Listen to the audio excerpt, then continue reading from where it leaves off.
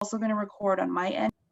Cool because it's like I said, it's very timely for what's going on today. And we do have a lot with gun violence. We constantly hear it on the news. But what inspired you to do it initially? I know you said Parkland was a big inspiration, but what about past things that have happened? Well, we had made a film called Newtown by happenstance back in 2016 that came out. And it was about the horrible tragedy that happened with the school children, the elementary school children in Newtown, Connecticut. And I came out of that film really concerned about traumatized youth, not just the horrific numbers of kids that die in this country because of guns, which is so far exceeds anywhere else in the world, but also about what happens to kids in communities all across the country, in cities, everywhere, who are left traumatized, who are in survivor communities, and what's the cost of that to society. And really feeling like a lot of the adult population may not really understand the depth of those anxieties and that trauma and the rage. And so that was in me. And then it was totally fate. I was pursuing another documentary in Florida, and Parkland happened. And I had made that other documentary and people knew who I was around that space. So I was like, oh my gosh. And then all these kids arrived demanding change in buses at the Capitol. So I was like, I guess I have to do this. Not, I guess I have to do this, but it was like, Kisma. So I just, started and then built trust and, was with them for 2 months on the road and have forged really special bonds with really dozens and dozens of kids and, specifically the ones that are in Us Kids. It was so mind-blowing and heartbreaking at the same time, but it was also a thought-provoking documentary, and that's what I loved about it, because you could really see things from a different perspective.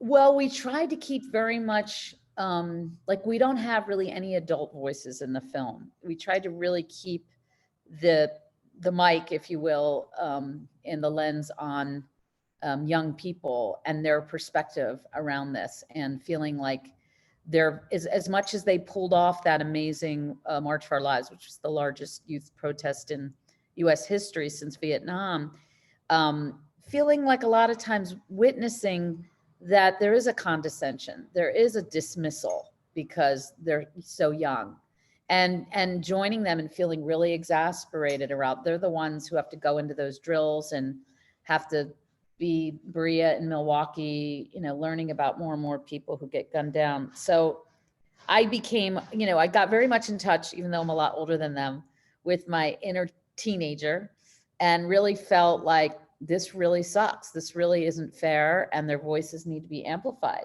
People need to hear them and totally understand their just like, basically they're like, what the fuck?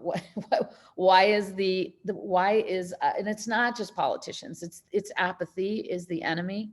I mean, it's politicians, but it's the apathy of people to not be just screaming in the streets that this is just, unacceptable. Exactly. And I grew up during the time I was in high school when Columbine happened, and I remember having those exact same feelings and being so scared that something was going to happen. And also now I think we hear about the shootings a lot more in the advent of 24/7 news coverage, social media. So I think that that's helping bring more awareness to it as well, and more to kids' voices as well. I think so. And I think our film, it feels to me, we premiered at Sundance last year. It feels more relevant to me even now, post-COVID, post Black Lives Matter, post the insurrection, the verdict, all these red letter things that have happened in our society. And it feels more relevant because that generation is so astute to the interconnections between racial justice and gun violence, or that the gun violence is a public health crisis. Like they put all those things together, which need to be put together. So you can't really compartmentalize any longer. Oh, they're the gun kids. You know, it's like they're the kids that are getting kids engaged in caring, running for offices, being leaders, and, you know, just being smarter about like voting down ballot, about engaging youth in becoming, you know, more involved in saying, you know, we're going to vote you out if you don't address these things. You know, Ex Gonzalez in our film says, you know, we're going to be around a lot longer. Like we have a lot more years than these guys are going to live. And it's true. You know, it's like, you're like, okay, well, there's hope, I guess, in the fact that those experiences and that anxiety for some will translate into less apathy. It already has. And for you, what was the biggest challenge about making this film? Um, I think it was the same as it was for them, because I felt like I was in the same boat of being exhausted and, you know, a lot of compassion fatigue, to be honest, having worked in the space of being around people that you start to really care about who've lost family members murdered by guns, or, you know, so I think the challenge was just like keeping up the fight and becoming a kind of filmmaker activist, if you will. And, you know, 3 years after 5 years of that. And just I think the other challenge was the edit, was the delicacy of editing together, that it was really important to me that this wasn't just an issue film about guns and facts, that underneath it is a very strong emotional core of trauma. You know, Sam Fuentes, who was shot in her classroom, you have to be able to feel the pain of her journey and what it's like to have lived through something like that and see your friend get murdered beside you. That trauma, and the lines in the film where, you know, I don't feel whole if I'm not doing something about the fact that my friend was murdered in front of me. You have to feel that. And so weaving together the very intimate parts with the bigger parts that speak to movement building and inclusion of all these young people that started joining from Chicago. And it was editing all of that together in a cohesive way that told a story that you could get your teeth into and care about these characters. And since it seems like you have so much that you're sharing, is there going to be maybe another movie that you're doing about this to bring more awareness? That's a good question. I mean, I've done 3. I think in a way we did a short in between the 2 long ones. I think that right now my sights are partly on moving maybe into some narrative work, you know, not leaving documentary. But if I were going to take this on, it would probably be in a more fictionalized direction to sort of artistically explore new horizons. But I do think it's really important that people understand what it's like to grow up in America with an anxiety level that I couldn't have imagined. I mean, we had worries when I was in high school, but we weren't there was a kid I talked to on a Zoom the other night in Northern California, and he said, you know, after a shooting, I just sit in my algebra class and totally go through complete imaginings of what I'll do if a shooter comes in, where I'll run, and if I'll live. I mean, that's what he's daydreaming about in algebra. And that breaks my heart. I mean, it shouldn't be 12th grade. That should not be 12th grade of what you're doing, 11th grade or whatever grade. So anyway, I feel, you know, very committed to trying to use the film right now. We're doing a lot to use the film to help them get their calls to action and messaging out. And yeah, I'll continue to tell stories and move people in the best way I know how. Yeah. Yes, I think it's going to be amazing, and I would love to see a fictionalized version of what you're doing now because I think that could reach people in a different kind of way.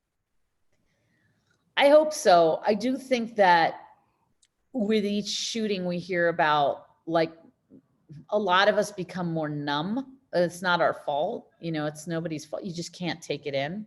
Like, you can't take in the amount of death we see on the news, right? Exactly, yeah. News is always, a problem. That there's always bad news that you can't absorb it all. But now with COVID, with everything, everyone's just so overwhelmed and exhausted. So I feel that a lot of young people who want to make a better world, and I see them as young patriots. Like, they want to do this for themselves, for their future children. And I feel like the anxiety and the exhaustion of that kind of, it's a sacrifice. It deprives them of sort of some of the normal development of just having fun and, goofing off and doing what you're supposed to do when you're young. So anyway, I think that if I were to fictionalize something, it would be capturing some of the anxieties and how they're translating in this generation, and but yet the resilience of youth. At the end of the day, a lot of movements are built on the backs of kids because they have that energy and that resilience. Yeah, you never know you don't think about how strong kids are, but they're a lot stronger and more intelligent than we give them credit for. Well said. Exactly. You said that much more succinctly than I did. Yeah, and how can people, especially the youth, go to and help people bring awareness to this issue now that your film is coming out on their own? Well, we're going to be doing, we're doing a big social media push, and we hope people will follow us at Us Kids Film, and we'll be standing side by side. There's a new coalition called The Time Is Now. That's a consortium of groups on the ground, youth groups that are doing things, and they range. It's not one thing. It's not just call your senator and push to have them do federal legislation. I think a lot of youth understand that you have to go hyper local now. You have to care what's happening. There are things you can do in your own school or in your own town. And so we want to be able to provide a choice and an array of things that kids can get involved in, where they feel like not so frustrated that they actually, because it's, I too feel frustrated, and you feel like, what's the point? The Congress can't get it together, and is it really going to do anything to get in touch with my senator? So I think it's like a number of things, but I think more than anything, it's like standing in solidarity with people who've been affected by gun violence, and sadly, it's just the number is, getting bigger every year. And have you considered maybe going into classrooms and talking to kids about this as well? Yeah, thanks for mentioning that. We're actually planning a school tour, high school and college tour for fall, where there would be listen-ins and there would be ways because one of the things I hear is certain, like, parents will say, gosh, we love your movie, or teachers, they're questioning, understandably, like, will this re-traumatize kids? Will it make them more nervous and more anxious? And I hear every young person who sees our film says, no, this is actually really cathartic, because these are kids like us that are voicing what we think about. We're already nervous. We already think about shootings. So you're not going to protect us from the anxiety. So yeah, I think we want to do something in schools where kids don't feel like, oh, we don't want to talk about that shooting stuff. They want to be able to, and not be preached to in any way, but to be able to take the power and, do what we see happening in the movie, which is a movement, and continuing that movement, and creating, younger ones that even the ones that can't vote yet, people who aren't old enough to vote, they tend to look at the film and see new role models, and ways to get involved and say, well, maybe I want to run for office on this issue. It's that important to me. And what about the younger kids? I mean, I know some of this stuff isn't quite appropriate for them, but have you considered maybe finding an age appropriate way to teach? Because obviously, with the Sandy Hook shooting, there were little kids that witnessed and dealt with that. Have you thought of maybe a way of teaching them about this and working on their anxieties about it? We are lucky enough to have partnered with different groups along the way. After the Newtown film, there's a group of parents that lost kids that started something called Sandy Hook Promise. All of their work is going into schools and helping kids to do everything from if you see a kid's in trouble, whether it be somebody who seems unwell in the sense of potentially hurting themselves or others, or whether it be, just the mental health of themselves and the kids around them. So I think there's trauma based kinds of things that can be helpful. And, I also really think the film encourages intergenerational dialogue. Like it's something that you could sit at the dinner table and say, that's how I felt. I want you to watch this. I would like kids to tell parents to watch the movie rather than it be, but it seems to appeal to both.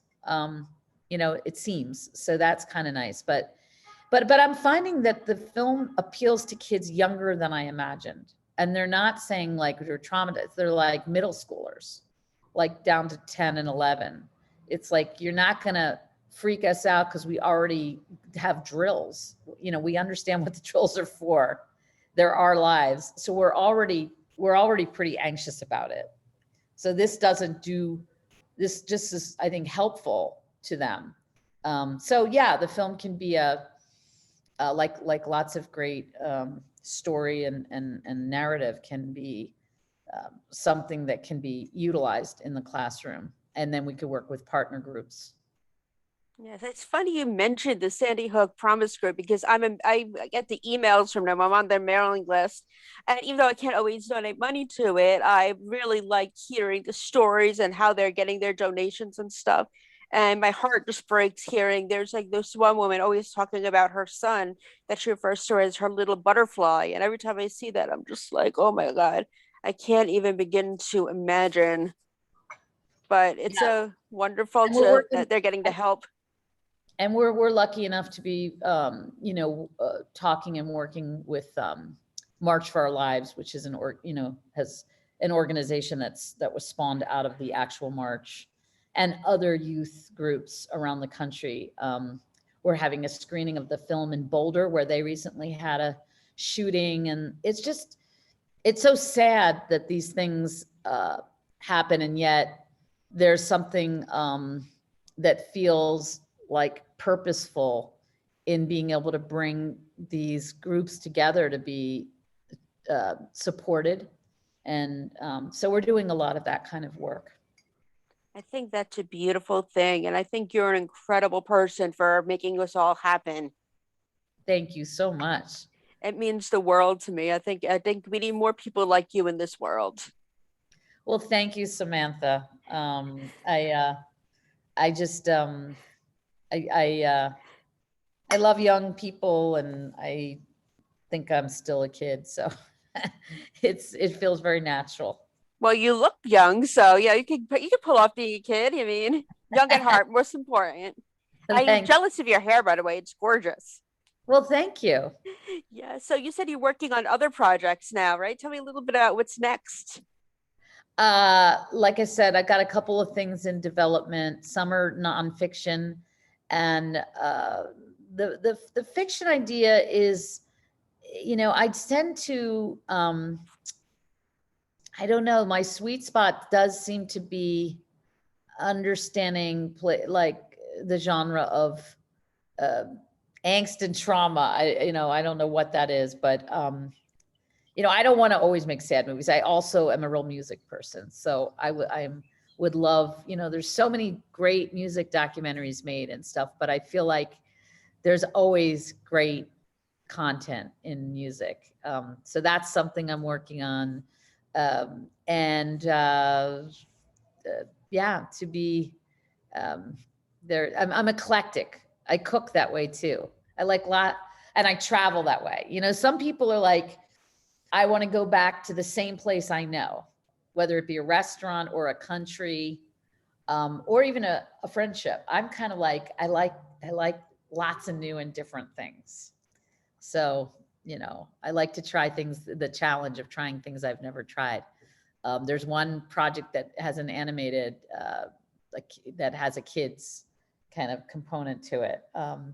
So it's fun to keep as now I'll be old. It's like Bob Dylan, one of his favorite lines I love is, you're either busy being born or you're busy dying. You got to get up in the morning and decide if you're just sort of like, you know, waiting for a TV show and dinner, or you're constantly trying to reinvent yourself. Exactly. And tell me, where can we find you on social media so we can keep following your career and your movies? Oh, thank you for that. Weirdly, it's a sore spot. My social media was just literally in the last week. Now, I don't know that this is off the record. It was like Us Kids, it'll get you somehow to me. Okay. Us Kids film. I will make sure you get everything. And thank you for taking the time today. I really appreciate you. Thank you. Likewise. All right. See you soon. Thank you. Bye. Bye. Thanks, Sammy. Bye. Thank you. Bye.